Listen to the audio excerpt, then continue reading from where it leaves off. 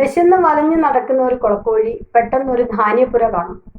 അങ്ങനെ ധാന്യപ്പുര കാണുന്ന കുളക്കോഴി അതിൻ്റെ ഉള്ളിലേക്ക് കയറി നോക്കുന്ന സമയത്ത് നിറയെ ധാന്യങ്ങളാണ് കാണുന്നത്. കുളക്കോഴിക്ക് വളരെയധികം സന്തോഷമായി. കാരണം വിശന്ന് വലഞ്ഞ് നടന്നതാണ്, ഭക്ഷണം തേടി ഇനി പുറത്തൊന്നും പോകണ്ട, ഇഷ്ടംപോലെ ധാന്യങ്ങൾ ആ ധാന്യപ്പുരയിലുണ്ട്.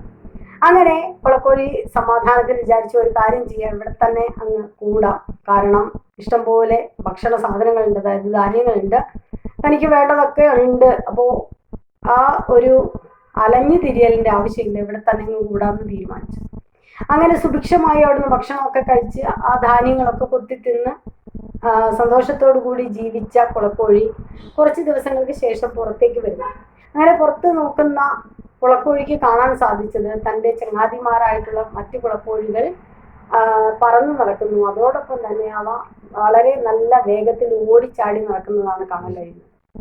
ഇത് കണ്ട കുളക്കോഴിക്ക് ഒന്ന് പറക്കണമെന്ന് തോന്നി. അത് പറക്കാൻ ശ്രമിച്ചു, പക്ഷേ കഴിയുന്നില്ല. കാരണം ഭക്ഷണമൊക്കെ കഴിച്ച് നല്ല വെയിറ്റ് ഉണ്ടായിട്ട്, നല്ല ഭാരം വെച്ചിട്ട് ചിറകുകൾക്ക് ആ ഒരു ശക്തി ഇല്ലാത്ത ഒരവസ്ഥ എത്തുന്നു. അങ്ങനെ വീണ്ടും സർവ്വശക്തിയും എടുത്ത് കുളക്കോഴി പറക്കാൻ ശ്രമിച്ചു, എങ്കിലും നടന്നില്ല. ആ ചിറകടി ശബ്ദം കേട്ട് ഒരു നായ അവിടുന്ന് വരുന്നു. അങ്ങനെ ഈ കുളക്കോഴി നായക്ക് ഭക്ഷണമായി മാറും.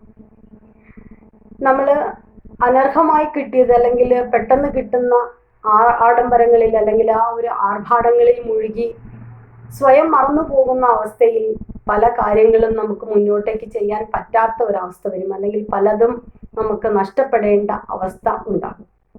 Have A nice day.